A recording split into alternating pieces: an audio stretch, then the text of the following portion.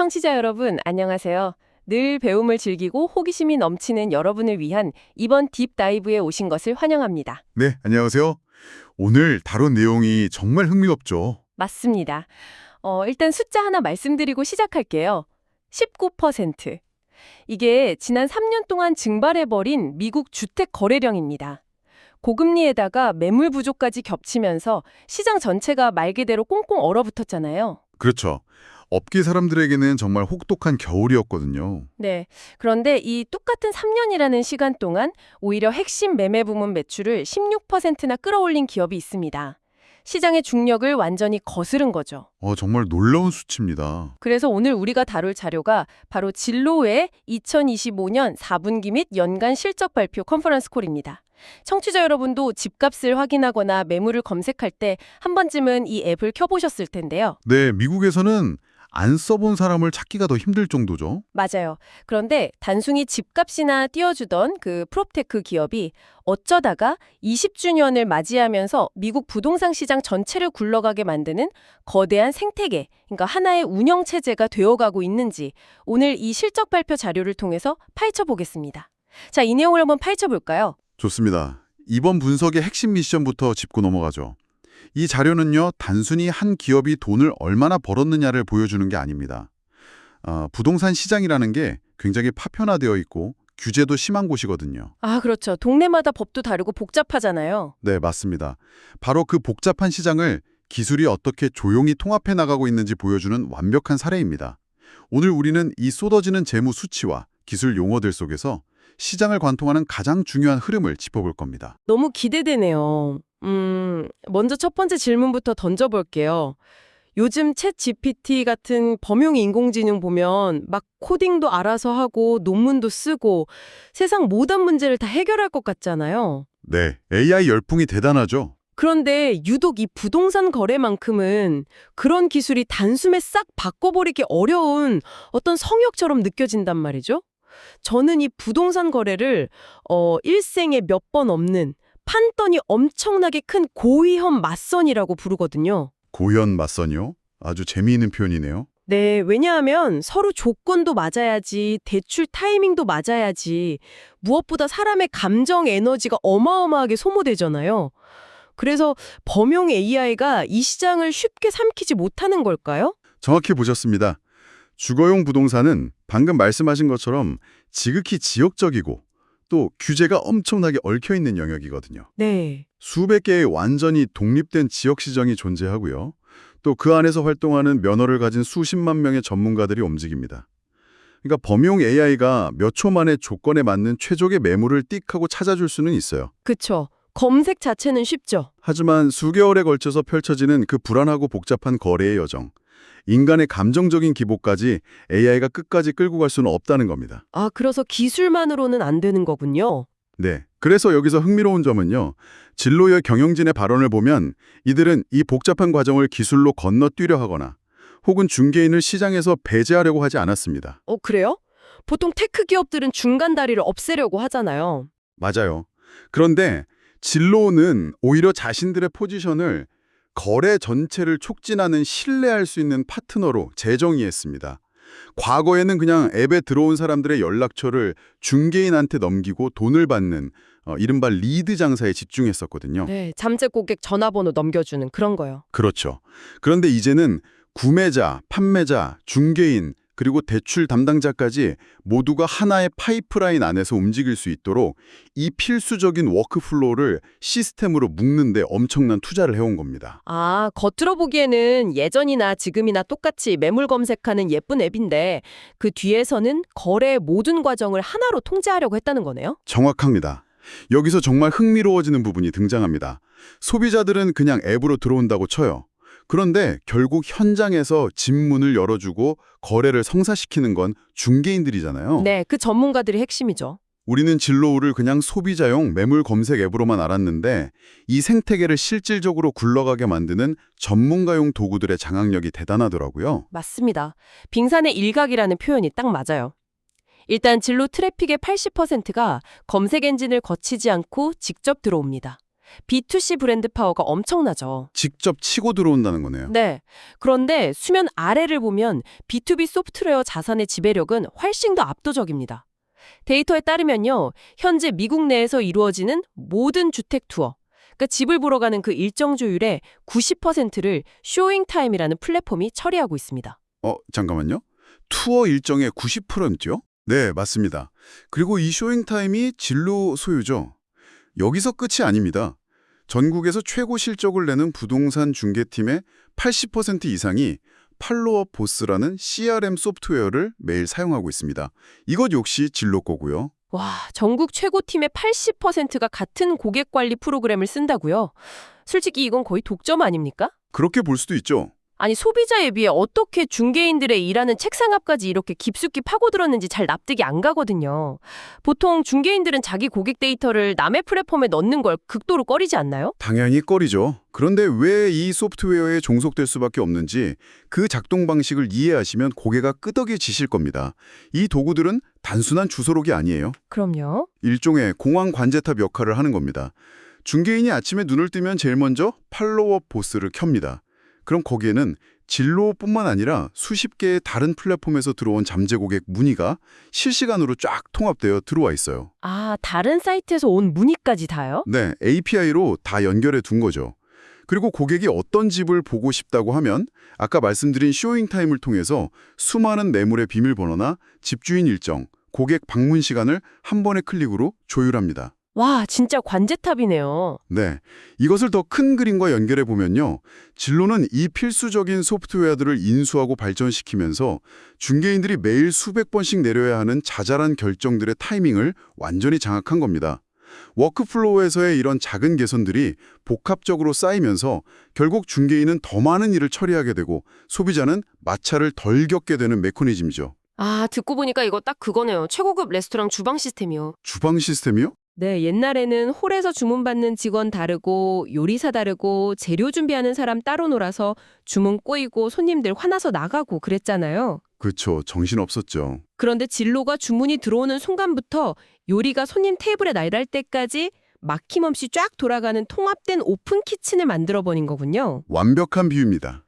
중개인들이 앱에 이렇게 단단히 묶여 있으니까 시장이 그 최악의 침체기를 겪었는데도 진로가 돈을 쓸어 담을 수 있었던 이유가 이제야 설명이 되네요. 네, 그 레스토랑 주방 시스템이 현실의 혹독한 시장에서 얼마나 강력하게 작동했는지 구체적인 재무 숫자가 증명하고 있습니다. 2025년 진로 총 매출이 전년 대비 16%나 성장했어요. 16%요? 네, 그리고 여기서 가장 중요한 이정표가 나옵니다. 연간 2,300만 달러의 GAAP 기준 순이익을 달성하면서 드디어 흑자 전환에 성공했다는 점입니다. 실리콘밸리 기업들이 흔히 쓰는 그 포장된 수치 말고 진짜 엄격한 회계 기준인 GAAP로 흑자를 냈다는 거죠. 맞습니다. 뭐 삼각전 영업이익 이런 걸로 이익 났다고 포장하는 테크 기업들 많잖아요. 그런데 설립 20년 만에 GAAP 흑자를 냈다는 건 이제 막대한 현금을 태우면서 덩치만 키우던 시기를 지나서 진정한 수익 창출 구간에 들어섰다는 아주 강력한 신호입니다. 대단하네요. 아까 오프닝에서 기존 주택 판매량이 19% 감소했다고 하셨잖아요. 그런데 진로의 핵심인 매매 부문 매출은 19억 달러를 기록하면서 오히려 16% 성장했습니다. 그러니까 전체 파이가 19%나 줄어들었는데 혼자 16% 성장했다. 이거는 확실히 남의 파이를 뺏어왔거나 아니면 고객 한 명당 뽑아내는 객단가를 엄청나게 높였다는 뜻인데요. 경영진은 이 비결을 뭐라고 하던가요? CEO는 이거를 강화된 시장, 그러니까 Enhanced Market 전략의 성공이라고 부릅니다. 강화된 시장이요? 네, 구매자와 중개인 그리고 대출 담당자가 진로 시스템 안에서 아주 매끄럽게 조율되는 그 통합된 경험을 말하는 건데요.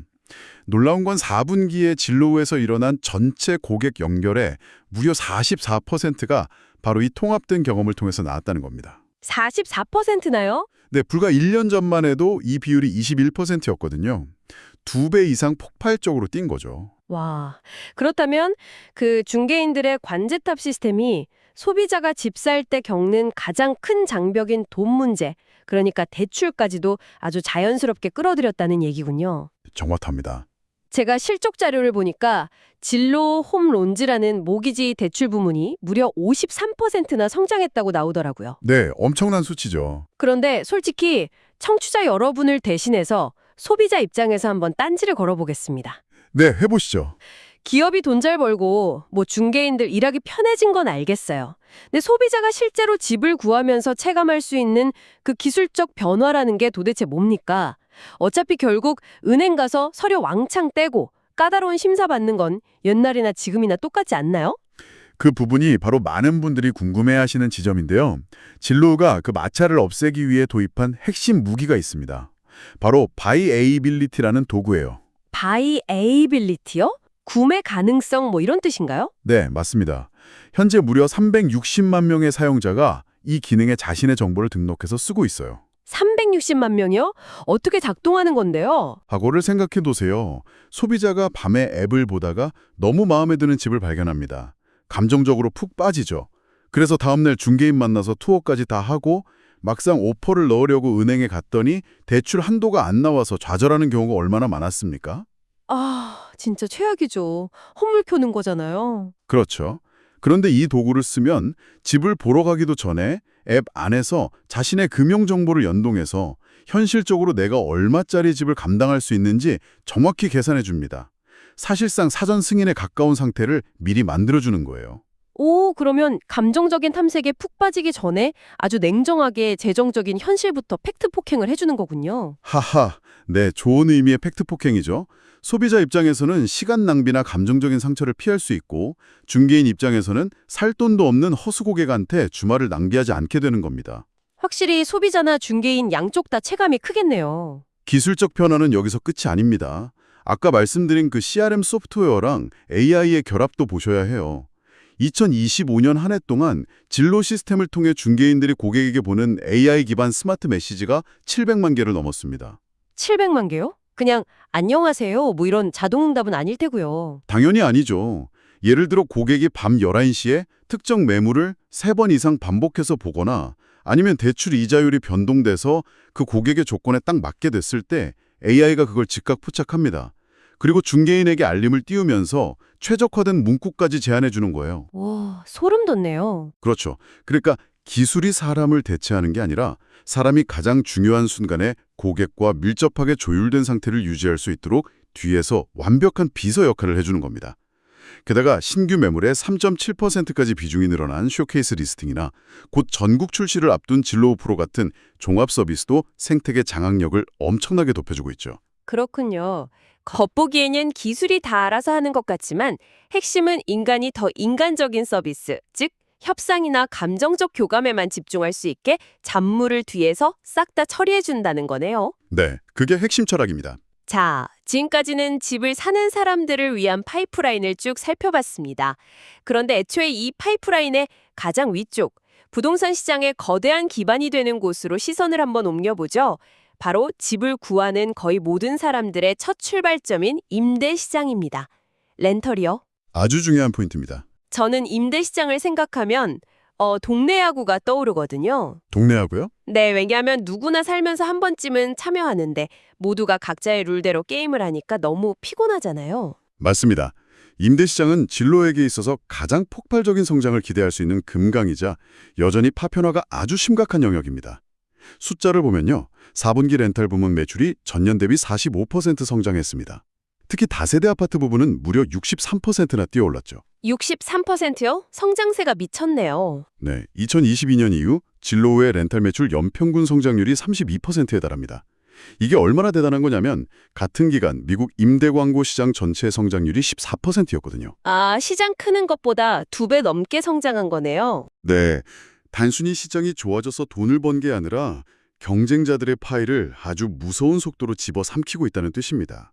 아니, 현실을 보면 어떤 집주인은 문자로만 연락하라고 하고 어떤 관리 업체는 팩스로 서류 보내라고 하고 보증금 기준도 다 제각각이잖아요.